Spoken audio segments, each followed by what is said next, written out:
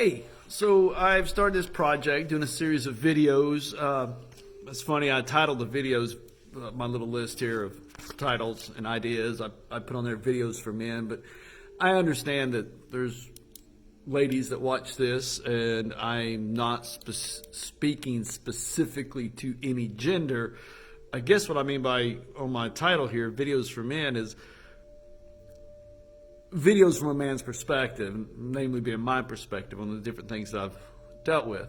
The first video was one about me eating chicken as a little boy and how I felt very much as if I didn't belong at that table.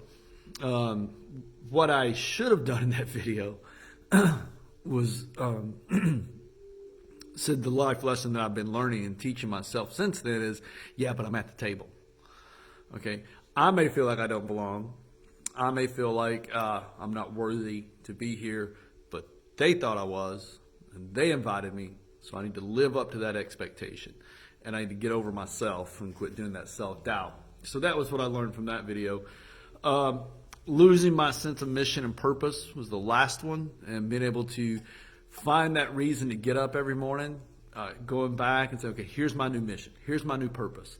And that's going to change. It's going to change because of life circumstances. It's going to change because you're just getting older and you find new projects, you find new passions. That's going to change because people come into your life or go out of your life. You're going to have various missions and purposes. So that one is a big one. Today I want to talk to you about dealing with my past mistakes. I've said a couple of times in the videos that I entered into a very dark phase in my life a few years ago. And while in that phase, I was a very hurt person. I was dealing with a lot of anger and bitterness and resentment. I was dealing with a lot of hurt. I was dealing with a lot of self-doubt. And as a result of that, I hurt people. I lashed out. I said things and done things that mortify me today, that I am literally ashamed of. I became a man I never thought I would be. And so I got to see a little bit of my darkness, which I don't like. And I think you need to face your darkness from time to time, but you need to defeat it. So anyways, as a result of all that, there were some people I hurt intentionally, and there were some people that just was in the wake of my darkness, and they got hurt. As I began to heal and come out of that, I grew even more ashamed. And I began to let who I was then define me today. I lived with that guilt. I lived with those past mistakes. And that phrase alone, I think, is key, at least in my journey. Living with your past mistakes. The phrase living with is key for me. The longer I live with it, the more life I give it. The longer I live with those mistakes, those decisions, the more I feed it.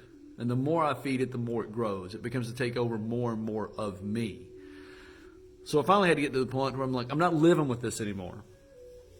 So how do I do that? How have I done that? One, you've got to own it. I had to finally just say, hey, I did it. I did it. And they'll bring it back up to you. People will come up to you and they'll say, yeah, but do you remember when?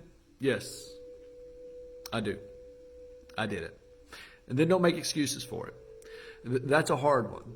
Because we're ashamed of what we've done, we try to come in and offer blame. Yes, but she did this. Yes, but he said that. Yes, but this happened to me. Yes, all that may be true. However, at the end of the day, what I had to come to realize is even though I may have been wronged, I still made my choice in my actions. I still had the opportunity to make a different choice. So I can't lay the excuse or the blame at them. I made my decision. So I've got to own it, and I've got to own it without assigning blame. Next, I've got to forgive myself. That's a tough one. That's a tough one. And forgiving yourself is a journey. Being able to say, yes, I did it. I make no excuses for it. I'm not going to do it anymore. So part of forgiveness and we can get into this, but I got a whole thing on this thing called teshuvah. It's a Hebrew word that translates loosely as repentance, but that's such a poor definition of it. It's about returning back to who you truly are. So part of forgiving yourself is being able to return. You own that. You don't make excuses for it. You accept it that that's who you were, because you now have a new heart, a new vision for your life. You return back to that divine trueness of who you should be. So that's part of forgiving yourself. You're just returning back to who you should be. Yep, that was me back then. This is me now, and this is where I'm going.